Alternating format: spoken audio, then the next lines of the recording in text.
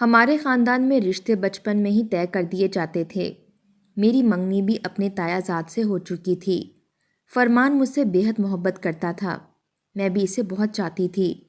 فرمان سے بڑے اس کے 2 بھائی اور تھے اور 2 بہنیں، چاروں ہی شادی شدہ تھے۔ میرے تایا کا 5 سال پہلے انتقال ہو چکا تھا، بس تائی ہی حیات تھیں اور وہ فرمان سے بے حد پیار کرتی تھیں، لیکن چند ماہ پہلے وہ بھی خالق حقیقی سے جا ملی تھیں۔ ہمارا اور فرمان کا گھر ایک ہی گلی میں تھا، تقریباً روز ہی وہ ہمارے گھر آ جایا کرتا تھا، کیونکہ تائی اماں کے مرنے کے بعد سے بھابھیوں کا رویہ فرمان کے ساتھ درست نہیں تھا۔ ہر وقت اس کو نکما ہونے کا طعنہ دیتی رہتی تھیں۔ فرمان کے بڑے بھائیوں نے میرے تایا کے سارے کام پر اپنا قبضہ جما رکھا تھا۔ فرمان کو کوئی حیثیت نہیں دی تھی، اس کو گھر کے کاموں میں ہی وہ لوگ الجھائے رکھتے تھے۔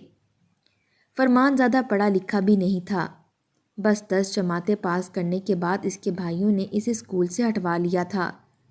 صبح جب وہ بھی بھائیوں کے ساتھ دکان پر جانے کے لیے تیار ہوتا تاکہ والد کے کاروبار کو وہ بھی دیکھے، لیکن اس کے بھائی اسے کہتے کہ تم ابھی چھوٹے ہو، گھر جاؤ اور گھر کا چھوٹا موٹا کام کر دیا کرو۔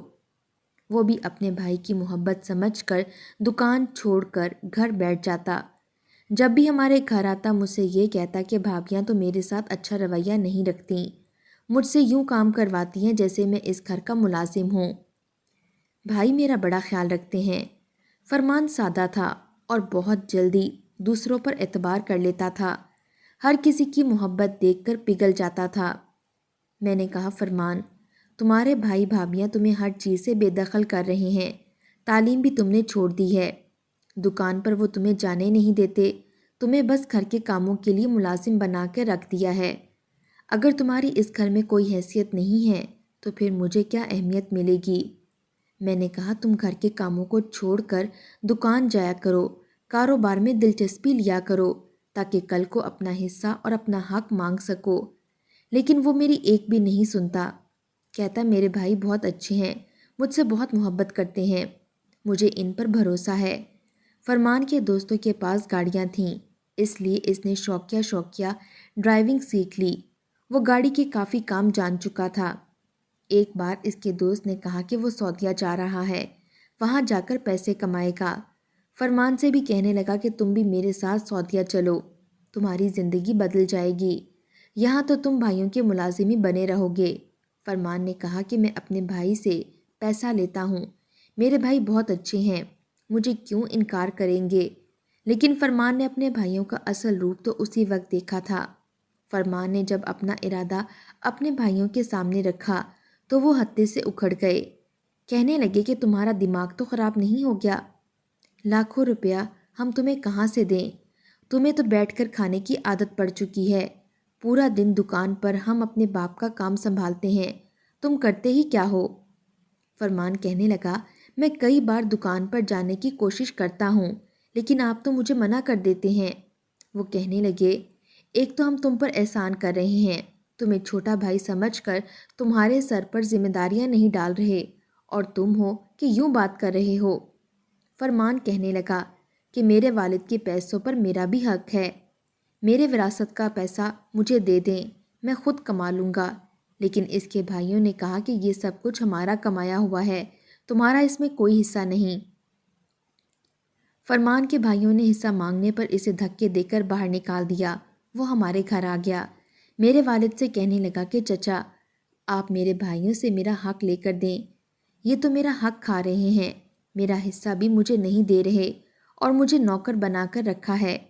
میرے والد نے بھی ان سے بات کی، لیکن وہ میرے والد سے بھی بدتمیزی کرنے لگے، کہنے لگے کہ آپ کی نظر ہماری جائیداد پر ہے، اسی لیے فرمان کے پیچھے پڑے ہیں، وہ اب فرمان کی ذمہ داری نہیں لے سکتے اور اس کا وراثت میں بھی کوئی حق نہیں ہے۔ کئی سالوں سے وہ بیٹھ کر مفت کی روٹیاں کھا رہا ہے، وہ اپنا حصہ کھا چکا ہے، ہمارا گھرانہ پہلے ہی غریب سا تھا۔ میرے والد کی آواز کہاں انہوں نے سننی تھی۔ فرمان اب ہمارے گھر میں ہی رہنے لگا تھا، اس نے ایک گھر میں ڈرائیور کی نوکری بھی کر لی تھی، لیکن بات وہی تھی کہ یہاں پر اس کو اتنی کم تنخواہ ملتی تھی کہ اس کا اپنا ہی خرچہ پورا نہیں ہوتا تھا۔ میرے والد اسے بنا نکاح کے اپنے گھر میں نہیں رکھ سکتے تھے، سب جانتے تھے کہ ہم دونوں کی منگنی ہو چکی ہے، اس کا گھر پر رہنا مناسب نہ تھا، لیکن اگر ہم بھی اسے گھر سے نکال دیتے تو وہ جاتا کہاں؟ میری والدہ کا رویہ اب فرمان سے بدلنے لگا تھا۔ ایک بار مجھ سے کہنے لگی کہ یہ تو ہمارے گھر پر ہی بوجھ بن کر بیٹھ گیا ہے، اب کیا میں بیٹی کو بیاہ کر گھر داماد پالوں گی؟ فرمان میری والدہ کی بات سن چکا تھا، اس لیے دل برداشتہ ہو گیا۔ مجھ سے کہنے لگا، شفق، میں اپنے دوست سے ادھار لے کر اس کے ساتھ سعودیہ چلا جاتا ہوں، کیونکہ پیسے کے بغیر انسان کی کوئی عزت نہیں ہے۔ میں اپنے بھائیوں کو کبھی معاف نہیں کروں گا، لیکن ابھی میں مالی طور پر بہت پریشان ہوں۔ میرے پاس اس وقت بہت تھوڑا سا زیور تھا جو میری والدہ نے میری شادی کے لیے سنبھال کر رکھا تھا۔ میں نے وہ نکال کر اس کو پکڑا دیا۔ میں نے کہا کہ تم کسی سے ادھار مت لو، اسی کو بیچو اور سعودیہ چلے جاؤ۔ وہ مجھے غور سے دیکھنے لگا، کہنے لگا، تم سے زیور لے کر استعمال کر لوں اور ساری زندگی چچی کی تانے سنتا رہوں کہ تمہارا زیور بیچ کر میں کھا گیا۔ اس نے میرا زیور مجھے واپس لوٹا دیا۔ وہ ایک غیرت مند شخص تھا، لیکن تھا غریب اور خالی ہاتھ۔ میں نے کہا، فرمان، مجھے تم پر بھروسہ ہے، تم اللہ کا نام لے کر جاؤ اور خوب محنت کرو، تم اسے رکھ لو، یہ تمہارے کام آئیں گے، اماں کو میں خود سنبھال لوں گی۔ فرمان نے وہ زیور رکھ لیے، کہنے لگا، یہ مجھ پر ادھار ہے، میں تمہیں یہ واپس لوٹا دوں گا۔ میں نے فرمان سے کہا کہ مجھے سونے چاندی کی پرواہ نہیں۔ وہ کہنے لگا کہ دنیا تو یہی دیکھتی ہے۔ وہ مجھ سے کہنے لگا کہ شفق، مجھ سے وعدہ کرو کہ میرے سعودیہ جانے کے بعد تم کسی اور سے شادی نہیں کرو گی، میرا انتظار کرنا۔ شفق، میں صرف تمہارے لیے جا رہا ہوں، بے حد محبت کرتا ہوں اور بچپن سے تمہارے ہی خواب آنکھوں میں سجائے ہیں۔ یہ نہ ہو کہ میرے سعودیہ جاتے ہی چچی کی باتوں میں آ کر تم مجھے بھول جاؤ۔ میں نے کہا، میں بھی تمہاری منگیتر ہوں، تمہیں کیسے بھلا سکتی ہوں؟ تم جاؤ، میں تمہارا انتظار کروں گی۔ فرمان نے میرے زیورات بیچے اور اپنے دوست کے ساتھ اپنا بھی ویزا لگوا لیا۔ جس دن وہ سعودیہ جانے لگا اس دن میرے والدین کو اس کے جانے کی خبر ہوئی تھی۔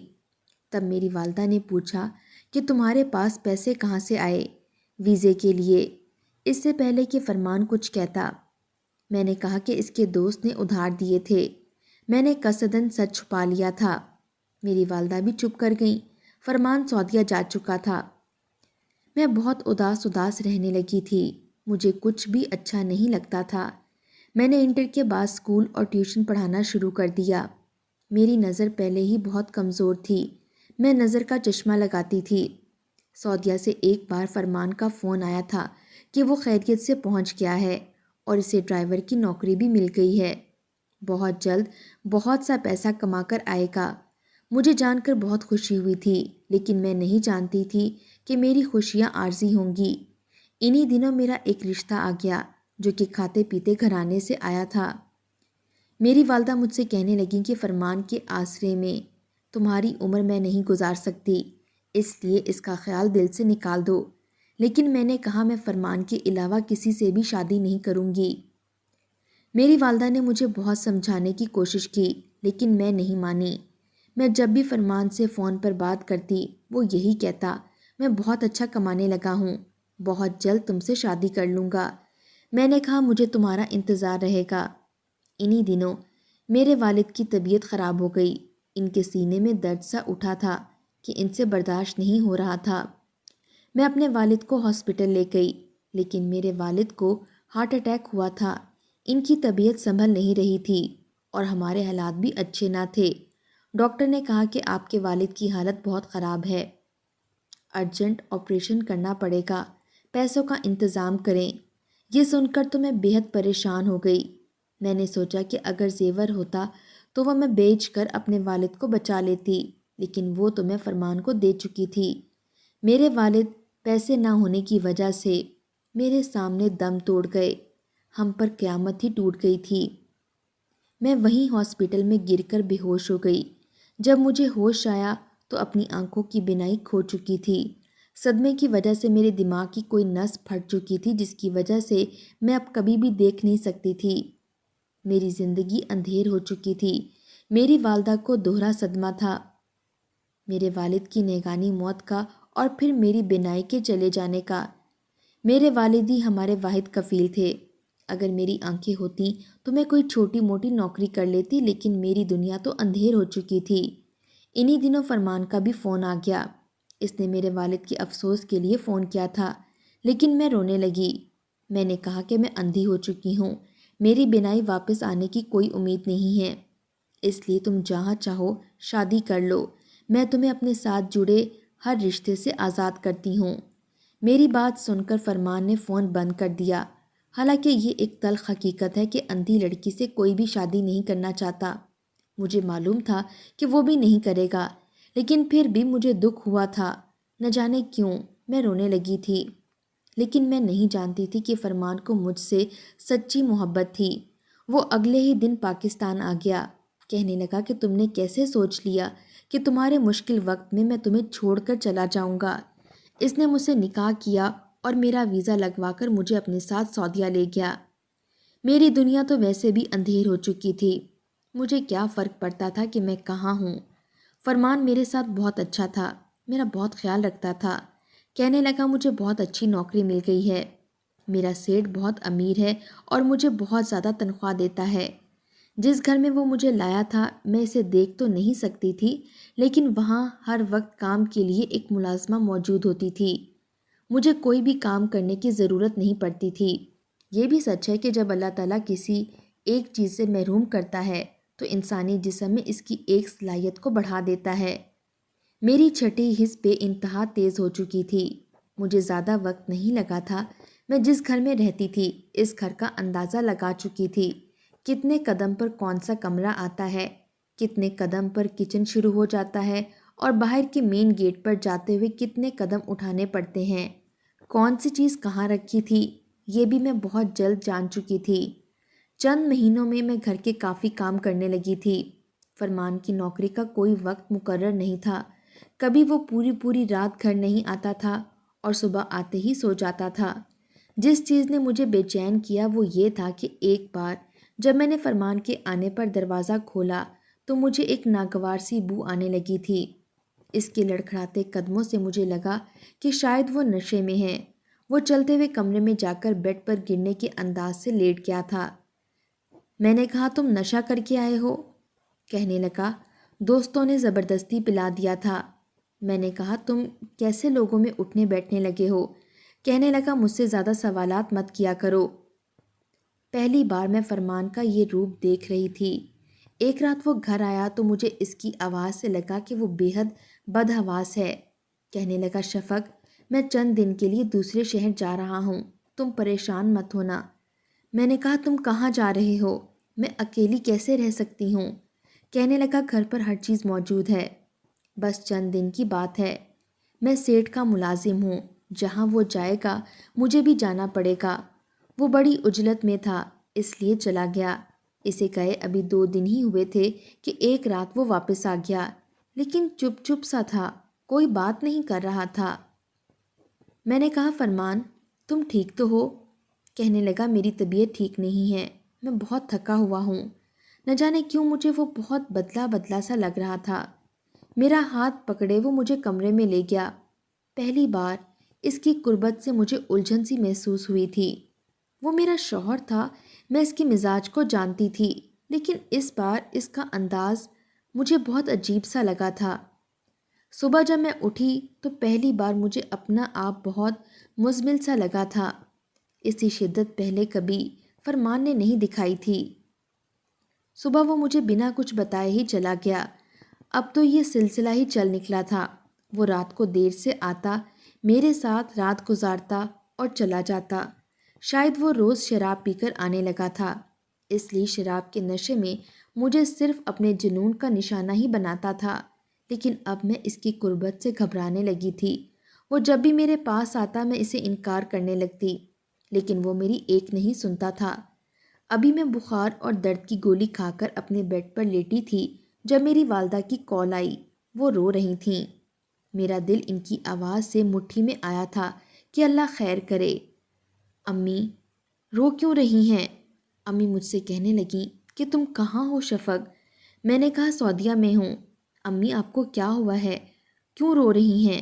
وہ کہنے لگیں، یہ تم مجھ سے پوچھ رہی ہو؟ تم نہیں جانتی کہ کیا ہوا ہے؟ فرمان، یہ کہہ کر امی رونے لگیں۔ میں نے کہا، امی، فرمان بھی ٹھیک؟ میرے منہ سے ابھی یہ الفاظ بھی ٹھیک سے ادا بھی نہیں ہوئے تھے۔ وہ کہنے لگیں، فرمان کی ڈیڈ باڈی پاکستان پہنچ گئی ہے، وہ مر چکا تھا شفق، اور تم نے ہمیں بتایا تک نہیں، اور اب بھی تم اپنے شوہر کی میت کے ساتھ نہیں آئی۔ اس کا دوست اس کی ڈیڈ باڈی لے کر آیا ہے۔ اس خبر نے تو میرے پاؤں تلے سے زمین ہی نکال دی تھی۔ میرا فرمان مر چکا تھا، یہ کیسے ممکن تھا؟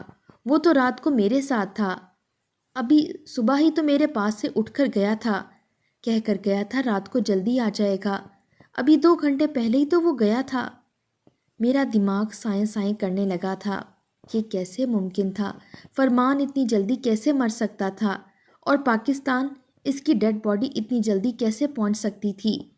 میرا دماغ سوچنے سمجھنے سے مفلوج ہو چکا تھا، میں بے ہوش ہو چکی تھی۔ جب مجھے ہوش آیا تو ایک شخص میرے پاس موجود تھا، مجھ سے کہنے لگا، لیٹی رہیں، تمہیں ڈرپ لگی ہے، شاید کمزوری کی وجہ سے تم بے ہوش ہو گئی تھی۔ اس نے میرے بالوں پر ہاتھ پھیرنے کی کوشش کی، میں نے اسے خود سے پیچھے جھٹک دیا۔ میں نے کہا، خبردار، جو تم نے مجھے چھوا بھی، دور رہو مجھ سے۔ میرے جارحانہ انداز پر وہ گھبرا سا گیا تھا، کہنے لگا، یہ تم مجھ سے بات کر رہی ہو؟ میں نے کہا، تم کون ہو؟ تم میرے شوہر نہیں ہو، میں جانتی ہوں کہ تم فرمان نہیں ہو، تم نے میرے شوہر کو مار ڈالا۔ تم نے اسے کیوں مار ڈالا؟ میں پھوٹ پھوٹ کر رو رہی تھی۔ میری دنیا تو اندھیر ہو چکی تھی، لیکن میرے سر پر اب نہ باپ کا سایہ رہا تھا اور نہ ہی شوہر کا۔ میں کیسی بد نصیب تھی کہ میں اپنے شوہر کی موت سے بھی ناواقف تھی۔ میں بے تحاشا روئی جا رہی تھی جب مجھے یہ محسوس ہوا کہ میرے بازو پر انجیکشن لگایا گیا ہے۔ میں چند لمحوں میں ہوش سے غافل ہوئی تھی۔ نہ جانے کب مجھے ہوش آیا تھا، لیکن اس وقت میں کسی کی سنگت میں تھی۔ مجھے خود سے گھن آنے لگی تھی۔ میں نے اپنے بچاؤ کی کوشش کرنی شروع کی۔ وہ شخص جو بھی تھا بڑا بے رحم تھا۔ جو بات اس نے مجھے بتائی وہ سن کر میرے ہوش اڑ گئے تھے۔ وہ شخص بتانے لگا کہ فرمان یہاں کوئی نوکری نہیں کرتا تھا، وہ یہاں جوا کھیلتا تھا اور اسی کے جوا کلب کا ممبر تھا۔ پہلے پہل وہ ہر جوا جیت جاتا تھا۔ اس نے چند ماہ میں بہت پیسہ بنا لیا تھا۔ وہ سمجھتا تھا کہ اب وہ کبھی بھی ہار نہیں سکتا، یا شاید وہ خوش نصیب ہے کہ جیت اسی کا مقدر بنی رہے گی۔ شارٹ کٹ کی اسے عادت پڑ چکی تھی۔ اس کا دوست بھی بہت بڑا جواری تھا۔ دونوں نے پہلے خوب پیسہ کمایا اور پھر شراب اور شباب کے عادی ہو گئے۔ اس کے بعد مجھے یہ خبر ملی کہ اس نے شادی کر لی ہے۔ ایک بار اس کے پاس جوا کھیلنے کے لیے پیسے کم تھے، اس لیے پیسے لینے کے لیے وہ اپنے گھر جانے لگا تو میں بھی اس کے ساتھ آ گیا۔ وہ مجھے اپنے ساتھ اپنے گھر لے آیا۔ جب میں نے تمہیں دیکھا اور دیکھتا ہی رہ گیا۔ تم بے حد حسین لڑکی تھی، تم میں بس ایک ہی کمی تھی، وہ یہ کہ تم دیکھ نہیں سکتی تھی۔ میں تو تمہیں دیکھ کر تم پر دل ہار بیٹھا تھا، لیکن جب فرمان نے میری نظروں میں تمہارے لیے ستائش دیکھی تو اسے برا لگنے لگا تھا۔ اس نے تمہیں اندر کمرے میں بھیج دیا اور مجھ سے کہنے لگا کہ گھر سے باہر نکلو، تم مجھ سے صرف جوئے خانے میں ہی ملا کرو۔ میں سمجھ گیا تھا کہ وہ میری نظروں کو جان چکا ہے۔ تمہارے حسن نے میری نیندیں اڑا دی تھیں، لیکن تمہارا وہ شوہر بڑا غیرت مند تھا، اس لیے میں نے اسے بڑے پلان سے پھنسایا۔ اسے پیسے دیتا رہا اور کہتا رہا کہ جوئے پر لگا دو۔ وہ پیسہ لگاتا اور میرے ایک اشارے پر اس کا پیسہ ڈبل ہو جاتا، کیونکہ وہ جوا خانہ میرا تھا، اس لیے اس کے سیاہ سفید کا مالک میں تھا۔ وہاں کی ہار جیت کی ڈور میرے ہاتھ تھی اور میرا دل تم پر بے ایمان ہو چکا تھا۔ اس لیے پہلے میں نے تمہارے شوہر کو جیت کا مزہ چکھایا، اور اس کے بعد جب اس نے بڑی رقم لگا دی تو میرے ایک اشارے پر وہ سب کچھ ہار گیا۔ میں نے اسے اور ادھار پیسہ دیا، وہ پھر ہار گیا، یہاں تک کہ وہ 5 لاکھ کا مقروض ہو گیا۔ میں نے کہا، مجھے میرے پیسے 2 دن میں چاہیے، اور میں تمہارے ساتھ اگلا جوا تب کھیلوں گا جب تمہارے پاس اپنی ذاتی رقم ہوگی، میں تمہیں ادھار نہیں دوں گا۔ وہ کہنے لگا، اس کے پاس کچھ نہیں ہے، لیکن اگر وہ ایک جوا اور کھیلے گا تو اسے یقین ہے کہ وہ جیت جائے گا۔ میں نے کہا اپنی کوئی چیز جوئے پر لگاؤ تو میں تمہیں قسمت آزمائی کا موقع دے سکتا ہوں۔ وہ کہنے لگا میرے پاس کچھ نہیں ہے۔ میں نے کہا ایک چیز ہے جو تم جوئے پر لگا سکتے ہو۔ اگر تمہیں خود پر اتنا ہی بھروسہ ہے کہ تم جیت سکتے ہو تو لگاؤ اپنی بیوی کو۔ اگر تم جیت گئے تو 5 لاکھ کے 10 لاکھ تمہیں دوں گا اور تمہاری بیوی بھی تمہاری، اور ہار گئے تو 2 دن کا تمہیں وقت دوں گا۔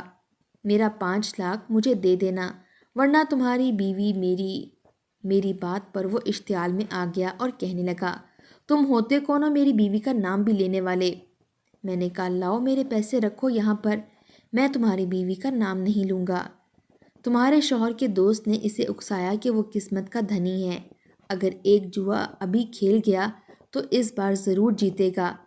تمہارے شوہر نے تمہیں جوئے پر لگا دیا اور میرے ایک اشارے پر وہ تمہیں ہار گیا، اس لیے اب میں تمہارا مالک ہوں۔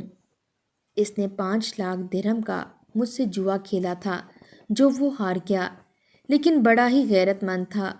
تمہیں جیتنے کے لیے دوسرے شہر جوا کھیلنے گیا، وہاں بھی ہار ہی اس کا مقدر بنی تو وہ وہاں کے مالک سے لڑنے لگا اور اس مالک نے اسے گولی مار دی۔ تم اب صرف میری ہو، میں نے جیت کر تمہیں پایا ہے۔ میں اس کی باتیں بے جان وجود سے سن رہی تھی۔ میں واقعی جوئے میں ہارا ہوا مال تھی۔ اس شخص نے مجھ پر بس یہ احسان کیا کہ مجھ سے نکاح کر لیا۔ میں یہ سوچ رہی تھی کہ میرا قصور کیا تھا، پھر یاد آنے لگا کہ جواری کسی کے کچھ نہیں ہوتے، ان کے لیے سب کچھ ان کا جوا ہوتا ہے، اور یہ بھی کوئی بہت بڑی بات نہیں۔ عورت ایسی بکاؤ چیز ہے کہ جسے مرد جوئے کی شرط پر بھی لگانے سے پہلے نہیں سوچتا۔ فرمان اگر واقعی غیرت مند ہوتا تو مجھ پر جوا کبھی نہ کھیلتا۔ میرا دل اس کے لیے دعا گو نہیں ہو سکتا تھا جس نے مجھے بکاؤ مال سمجھ کر جوئے پر لگا دیا۔